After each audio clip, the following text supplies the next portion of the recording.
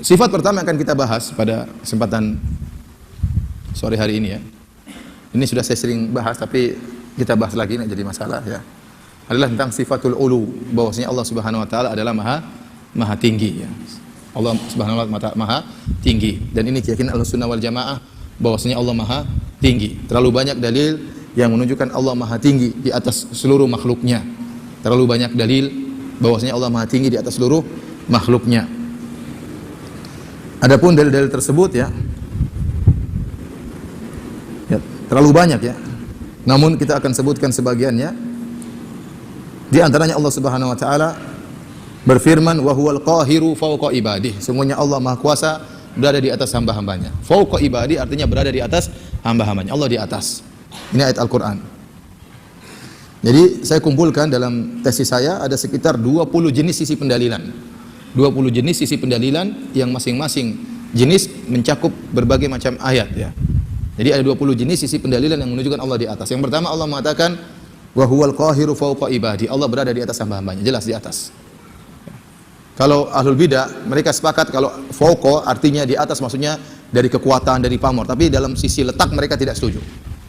Kata mereka tidak boleh kita bilang Allah di atas kita, enggak boleh. Maksudnya Allah di atas, maksudnya Allah lebih hebat dari kita. Itu baru boleh. Tapi kalau di atas, posisi Allah di atas, kata mereka enggak boleh. Kenapa? Itu syirik. Itu syirik. Nanti akan kita bahas ya.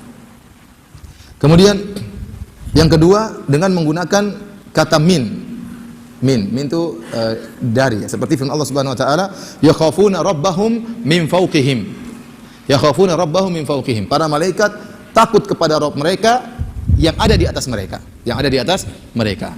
Dan kalau sudah ada kalimat min dalam bahasa Arab, itu tidak bisa diartikan lagi di atas maksudnya abstrak, maksudnya atas ini maksudnya pamornya lebih besar, kekuatannya lebih kuat. Karena kalau sudah pakai min itu menunjukkan posisi. Wa huwa yakhafuna rabbahum min fawqihim. Malaikat takut kepada Rabb mereka min fawqihim, dari atas mereka. Dari arah atas mereka. Berarti Allah berada di atas mereka. Seperti saya katakan dalam bahasa Indonesia, dalam bahasa Arab, zahabun fawqa fiddah. Emas itu di atas perak. Ini masih bisa ambigu, masih bisa diartikan posisi emas di atas perak. Bisa diartikan emas lebih mulia daripada apa? Perak. Kalau saya mengatakan zahab fawqal fiddah. Tapi kalau saya mengatakan dalam bahasa Arab pakai min, adz-dzahabu min fawqil fiddah, itu berarti posisi. Sekarang emas saya letakkan di laci yang paling atas, perak yang laci yang bawah. Makanya saya pakai bahasa Arab ada minnya. Adz-dzahabu min fawqil fiddah. Makanya kalau dalam bahasa Arab ada min berarti berkaitan dengan posisi. Tapi kalau tanpa min masih bisa dimaknakan dari sisi kualitas. Tapi kalau sudah ada min maka maknanya itu di posisi. Kemudian sisi pendalilan yang lain ya, ada kalimat uruj. Uruj dalam bahasa Arab naik. Seperti firman Allah Subhanahu wa taala, ta'rujul malaikatu warruhu ilaihi. Malaikat naik dan Jibril juga naik ke Allah Subhanahu wa taala. Uruj dalam bahasa Arab itu naik.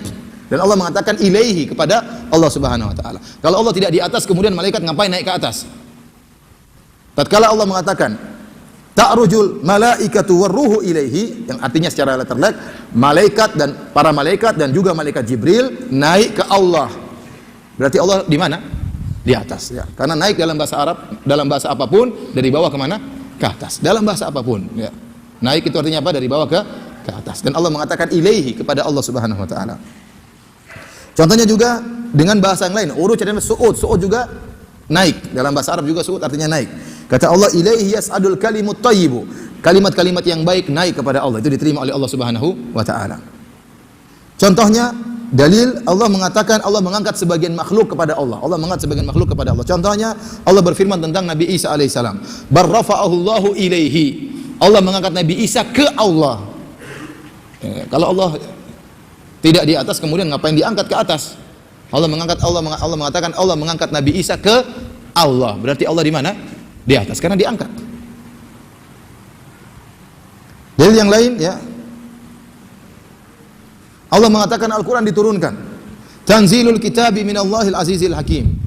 Allah menurunkan Al-Quran dari Allah Subhanahu wa taala. Makanya katakan nuzulul Quran. Turunnya apa? Al-Quran. Turunnya dari mana?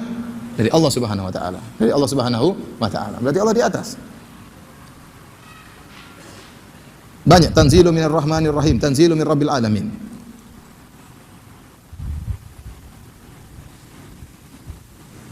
Contohnya lagi Allah mengatakan Allah di atas langit. Aamintum man fis sama? Apa kalian merasa aman dari zat dari Allah yang berada di atas langit? Allah bilang fis sama, Allah berada di langit. Ini lafal Al-Qur'an. Aamintum man fis sama? Apa kalian merasa aman dari Allah yang berada di atas langit? Kemudian juga istiwa banyak, ya. Tsumma stawa 'alal arsy. Kemudian Allah beristiwa di atas arsy. Berarti di atas, dan arsy adalah makhluk yang paling tinggi dan Allah berada di atas makhluk yang paling tinggi. Berarti Allah berada di atas. Contohnya juga ya, hadis-hadis yang menunjukkan bagaimana kita disunahkan untuk berdoa mengangkat tangan ke arah Allah. Contohnya Rasulullah SAW bersabda, "Innallaha yastahyi min 'abdihi idza rafa ilaihi yadayhi an yaruddahu masifran." Sungguhnya Allah malu kepada hambanya. Idza rafa yadayhi ilaihi, kalau sang hamba mengangkat kedua tangannya ke Allah, Allah kemudian mengembalikan kedua tangannya dalam kondisi apa? Kosong, tidak dijawab, tidak dikabulkan. Maka di antara sunnah kita waktu berdoa mengangkat kedua tangan. Nabi SAW kalau berdoa angkat kedua tangan. Kata Allah, idza rafa'a yadayhi ilaihi, jika sang hamba mengangkat kedua tangannya ilaihi ke Allah. Nah, kita ngangkatnya kemana? Ke bawah, bukan kiri apa ke bawah? Ke atas kan? Ya. Berarti ke Allah, Allah berarti di atas. Nah, kalau Allah di mana-mana kita boleh begini dong. Boleh dong. Allah di mana-mana kita bilang boleh berdoa begini. Boleh. Di mana-mana. Boleh sambil begini, boleh. Tapi kita suruh ke arah Allah, berarti ke atas. Contohnya lagi isyarat dari Nabi SAW. Rasulullah SAW yang lebih tahu tentang Allah Subhanahu Wa Taala. Waktu Rasulullah SAW di Haji Wada, Rasulullah SAW mengatakan, Allahumma syhad, ya Allah persaksikanlah. Allahumma syhad, Rasulullah SAW tunjuk ke arah atas, ya Allah saksikanlah mereka. Ya Allah saksikanlah mereka. Ini dalil Allah di atas, makanya Rasulullah SAW beri isyarat tangannya kemana? Ke atas. Allah, ya Allah saksikanlah. Ya Allah saksikanlah. Kemudian dalil yang berikutnya, tatkala Nabi SAW bertanya kepada budak wanita, Aina Allah, di mana Allah? Kata sang budak wanita, Allahu fis sama, Allah di atas langit. Benar, Rasulullah pertanyaan sudah benar. Di mana? Jawabannya di atas. Kata mereka enggak di atas. Ya. Hadisnya lemah. Kok bisa hadisnya lemah? Hadis dari Imam Muslim, meskipun Imam Muslim tidak jadi masalah, lemah. Padahal hadisnya riwayat apa? Imam Muslim. Kemudian di antaranya ayat dalam Al-Quran, Fir'aun mengingkari Allah di atas. Dalam Al-Quran Allah berfirman, ya, Fir'aun berkata, Ya Haman ibni li sarhal la'alli ablughul asbab. Asbabas samawati fa attali'a ila ilahi Musa wa inni la adhunnuhu kadziba. Kata Fir'aun, wahai Haman, bikinkah saya bangunan supaya saya bisa naik ke langit. Supaya saya tunjukkan bahwasanya Musa itu berdusta. Para ulama menjelaskan kenapa? Karena Nabi Musa menyatakan Tuhannya di langit. Maka Fir'aun ingin mendustakan, saya ingin tengok Tuhanmu ada atau tidak. Maka dia mengatakan, wahai Haman, bikinlah tangga, bikinlah bangunan yang tinggi supaya saya lihat di langit, supaya saya buktikan Tuhannya Nabi Musa itu tidak ada. Berarti yang mengimani Allah berada di atas langit seperti imannya siapa? Nabi Musa. Yang mengingkari Allah berada di atas langit sama, bukan kita bilang seperti Fir'aun, tidak ya. Tidak, tapi Fir'aun juga mengingkari Allah berada di atas apa? Langit. Di antara dalil yang paling ampuh dalam hal ini kisah Isra Mi'raj. Rasulullah SAW waktu bermi'raj naik ke mana? Ke langit. Ingin ketemu dengan Allah Subhanahu wa Ta'ala. Allah panggil suruh naik ke langit. Kalau ternyata Allah tidak di langit, ngapain ke langit jauh-jauh? Maka Rasulullah sampai pada tempat yang sangat tinggi. Sampai-sampai para sahabat khilaf di kalangan mereka, apakah Nabi berhasil melihat Allah atau tidak? Karena sudah dekat. Berarti kan Allah di situ, makanya ketemu Allah atau tidak? Jawabannya ketemu. Lihat atau tidak? Jawabannya tidak lihat. Waktu Nabi ditanya, hal ra'aita rabbak? Apakah kau melihat Tuhanmu? Kata Nabi, nurun anna arahu. Ada cahaya yang menghalangi, maka saya bagaimana bisa melihatnya? Yang kalau kita pahami, seandainya cahayanya hilang, Nabi langsung ketemu Allah, langsung lihat Allah. Tapi ada cahaya yang menghalangi sehingga Nabi tidak bisa melihat. Berarti Allah di situ, iya atau tidak? Kemudian Nabi pun turun. Allah berikan perintah untuk salat 50 waktu, sehari semalam. Maka Nabi Muhammad SAW turun. Ketemu Nabi Isa, entah di langit ke-6 kalau tidak salah, bukan lantai 6 ya.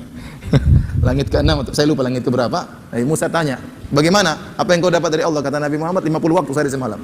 Kata Nabi Musa, "Inna ummataka la yutikuna dzalik." Umatmu tidak mampu salat 50 waktu. Fas'alhu takhfif, mintalah keringanan kepada Allah Subhanahu wa taala. Maka Nabi Muhammad naik lagi ke atas. Minta lagi keringanan, Allah kasih keringanan. Turun lagi lewat Nabi Musa. Nabi Musa tanya lagi, berapa?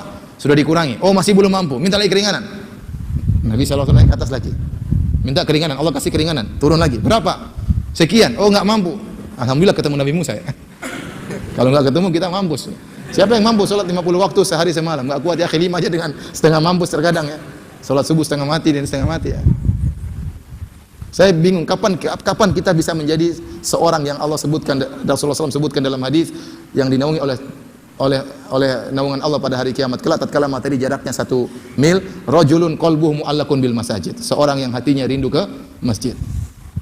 Rindu kapan dikumandangkan azan? Bukan waduh azan lagi. ada transaksi, aduh azan lagi. Mau tidur, aduh azan lagi. Harusnya kapan dikumandangkan azan? Rajulun qalbuhu mu'allaqun bil masajid. Hatinya rindu ke masjid. Kita bilang 5 waktu aja setengah mati kita. Apalagi 50 waktu sehari semalam. Alhamdulillah ketemu Nabi Musa. Nabi Musa baik ya. Dia tidak hasad kepada Nabi Muhammad sallallahu alaihi wasallam. Dia tidak hasad, dia sayang kepada umat Nabi Muhammad sallallahu alaihi wasallam. Kalau dia hasad dia bilang udah 50 aja, minta tambah. Biar mampus tuh umat lu mampus semua. Tapi dia sayang kepada umat Nabi Muhammad sallallahu alaihi wasallam. Bilang, "Inna ummataka la yutiquna dzalik." Umatmu tidak mampu. Nabi pun naik ke atas. Sampai dalam hadis Rasulullah SAW berkata, "Walan azal arji'u baina Musa wa baina Rabbi." Dan demikianlah aku kemudian bolak-balik antara Musa dengan Rabbku. Berarti kan ke atas ketemu Allah, turun lagi ke Nabi Musa, naik ke atas. Allah di atas berarti. Allah di atas sampai hampir ketemu dengan Allah, sampai hampir melihat Allah. Sampai para sahabat bertanya, "Apakah kau melihat Allah?" Kalau Allah tidak di atas, Nabi akan mengatakan, "Ngapain lihat Allah? Siapa yang bilang Allah di atas?" Kan? Sahabat kan tanya kepada Nabi, "Hal ra'aita rabbak? Apa kau lihat Rabbmu?" Kalau ternyata Allah tidak di atas, apa kata Nabi? "Emang Allah di atas? Saya mau lihat siapa di sana? Allah tidak di atas." Ya, kan begitu jawabannya. Tapi Nabi tidak menyalahkan pertanyaan tersebut. Nabi membenarkan pertanyaan tersebut, bahkan Nabi mengatakan, "Nurun ana arahu." Ada cahaya, bagaimana saya bisa lihat? Artinya kalau tidak ada cahaya, saya langsung bisa apa? Lihat. Kenapa? Karena manusia tidak mampu melihat Allah. Kita di dunia ini belum bisa melihat Allah. Kenapa? Kemampuan kita terbatas. Kita lihat matahari nggak mampu. Cahaya matahari. Nanti kalau sudah meninggal Allah bangkitkan, malaikat kita lihat, iblis juga kita lihat ya mungkin. Kalau orang masuk neraka, dia ketemu malaikat, ngobrol sama malaikat. Ketemu iblis. Iblis, kamu kurang ajar ya. Kamu juga kurang ajar. Apa? Berdialog dengan iblis di mana? Di neraka Jahanam. Ya. Jadi kemampuannya berbeda. Matahari 1 mil nggak mati-mati, ya tidak? Kalau sekarang matahari sudah tewas kita. Jadi maksud saya, sekarang kita belum punya kemampuan untuk melihat Allah. Makanya Nabi mengatakan nurun anna arahu, ada cahaya yang menghalangi. Bagaimana saya bisa melihat siapa? Allah Subhanahu wa taala. Oleh karenanya, barang siapa yang mengingkari Allah berada di atas, mengatakan Allah tidak di atas, seakan-akan dia telah mengingkari mukjizat Isra Mi'raj. Iya kan? Nah, terus ini mukjizat yang sangat mulia Isra Mi'raj berarti tidak benar dong. Ngapain Nabi ke atas kalau ternyata Allah tidak di atas?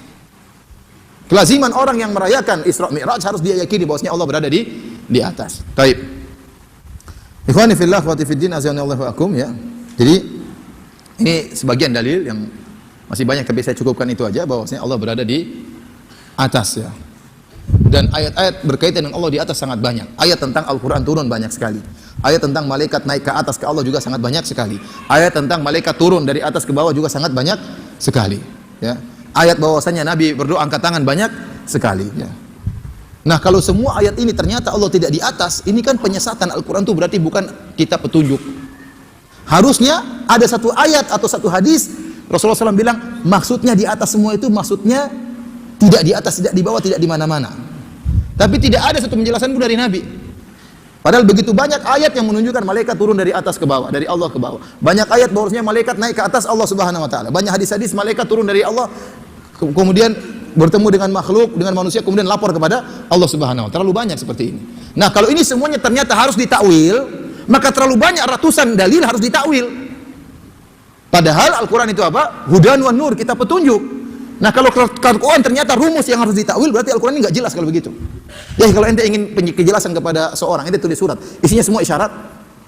Enggak kan, harusnya surat itu jelas. Mungkin kalau 1-2 yang harus ditakwil masuk akal, tapi kalau ratusan ayat harus ditakwil, ternyata tidak ada ayat menjelaskan bahwasanya harus ditakwil, berarti ini kan Al-Quran bukan kitab petunjuk, karena terlalu banyak ayat. Ya. Dan ini penjelasan dari orang ulama Malikiyah ya. Ibnu Rushd ya menjelaskan hal ini.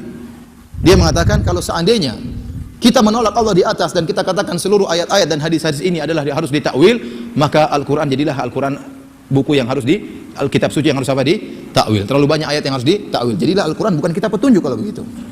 Tapi kitab yang isinya rumus-rumus, kode-kode, ya ternyata maksudnya bukan demikian. Dan itu bukan kitab petunjuk. Baik, ini adalah akidah Ahlussunnah wal Jamaah dan terlalu banyak dalilnya, ya. Dan terlalu banyak perkataan salaf yang menyatakan demikian, ya.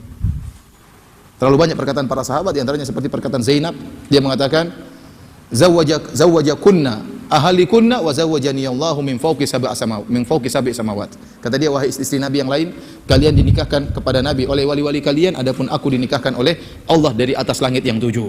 Sebagaimana firman Allah Subhanahu wa taala, falamma qada minha Zaidun wataran zawwajnakaha. Tatkala Zaid sudah mencerai Zainab, maka kami nikahkan Zainab dengan engkau wahai Muhammad. Ya. Berarti Zainab dinikahkan langsung oleh Allah kepada Nabi Muhammad SAW, tanpa wali, tanpa mahar, tanpa saksi. Yang nikahkan langsung siapa? Allah Subhanahu wa taala. Makanya Zainab selalu bangga. Dia mengatakan apa? Zawajakunna ahalikunna, kalian istri-istri Nabi yang lain dinikahkan oleh wali-wali kalian, oleh ayah kalian, om kalian dan yang lainnya. Adapun aku, zawajani Allahu min fawqi sab'i samawat. Aku dinikahkan oleh Allah dari atas langit yang 7. Dan banyak perkataan seperti ini dari para sahabat, ya.